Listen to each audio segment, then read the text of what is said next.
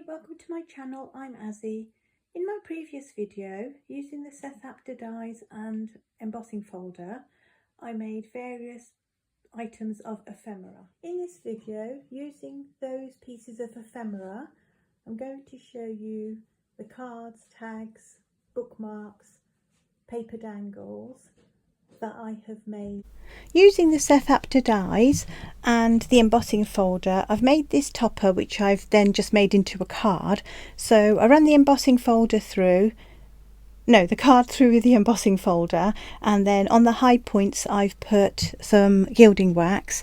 The letters are the letters as they are within the die set, but the other bits are just fallout or waste, and just underneath the gin there, just what looks like cocktail or gin glasses, and then I've just popped a little bird at the bottom right there. And here, just to show you, I've put it onto a card base to make it into an actual card. With the orange colourway, I have made 2 tags and a card. The tag at the top there is made with different elements of the dies, and I've just put a bird in the corner there.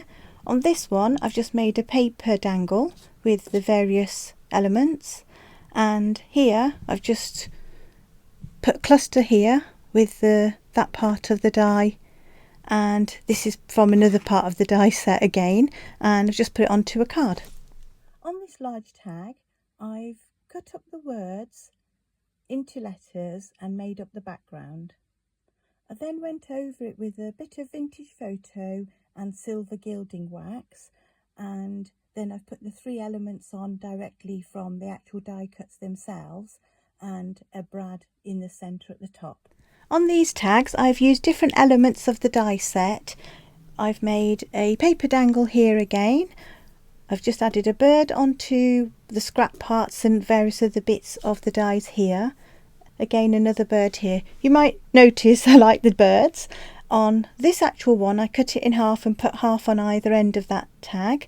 And on the background here is just all the waste, which I've just stuck onto the back and then put these elements on.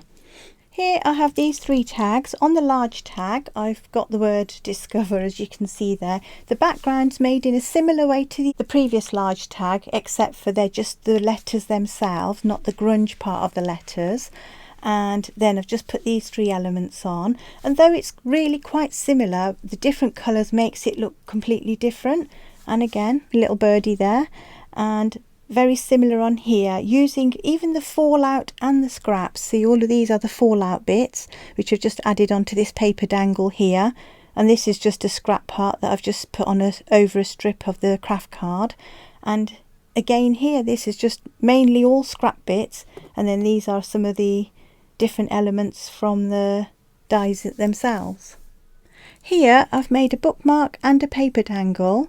With the bookmark I've used various elements from the die set again, and I've put a eyelet in and a tassel. And with the dangle I've used all elements, as in the actual die cuts, the fallout and the waste. Here again, using the jelly print background, I have made 2 tags and a paper dangle. Using all elements from the die cut themselves, the waste and the fallout, and then just adding, as you can see on that tag there with the chain on, or I've just put little birds on because that's what I like, but you know, obviously you add in whatever suits your projects, and just adding extra elements, like on here I've put a bit of gilding wax on the tag on the right, but you could put on glitter bits or white gel pen, whatever suits whatever you're doing in your project. On these 2, as I was cutting it out, like a pair of glasses on a face, so that's literally what I've done, and then I just added those scrap bits to make it look like hair, and that fallout bit that makes it look like a nose, and it's just a funny element which I think would be quite nice for a teenager. And on this big tag here I've used a few elements from Tim Holtz. The bird and the actual wreath sort of cut out bit are both from Tim Holtz, and again this the wording and this background bit here are from the SETH APTER dies. And finally these 2, this background that I've made is from using a Tim Holtz embossing folder and the Tim Holtz bird, and the rest of the items are from the SETH APTER dies, and I've just added on 2 brads here that look like the little screw heads on either side to anchor this top bit, this sort of diamond shape bit here. And on the paper dangle, again using the jelly print background and just all the different bits from the SETH APTER dies, again including the fallout and the waste, and I've put a little bird on. I hope this has given you some useful ideas of ways to use your SETH APTER dies. As always, thank you for watching, and I'll see you next time.